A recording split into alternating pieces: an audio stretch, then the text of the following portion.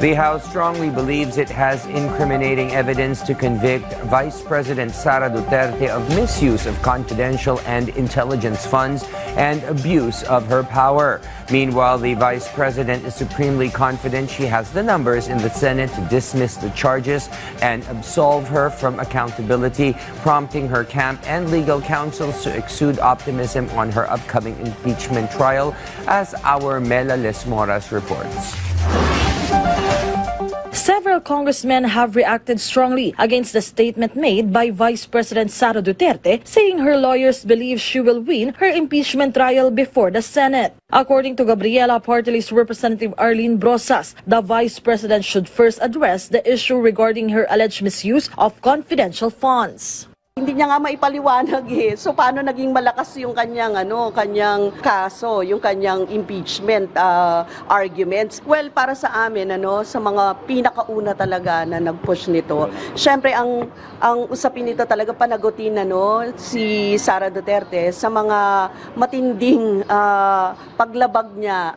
House Committee on Women and Gender Equality Chair Geraldine Roman said evidence-wise, the House Prosecution Panel also holds strong information it can use against VP Sara.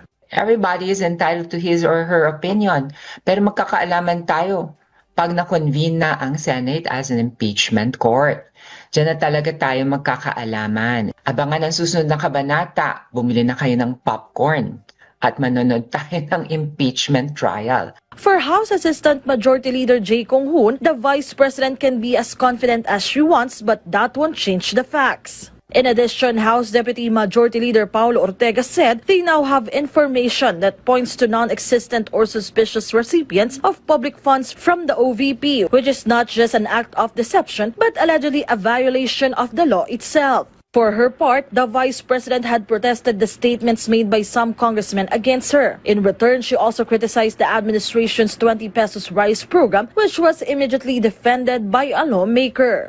How negative naman. Can't we just celebrate this development? To be hasty and quite quick to judge na sasabihin mo, this is just a political strategy.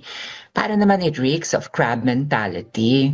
Na you do not celebrate the achievements. Ako, let's be fair. Let's give credit where credit is due. Mela Lesmoras from the National TV Network for a new and better Philippines.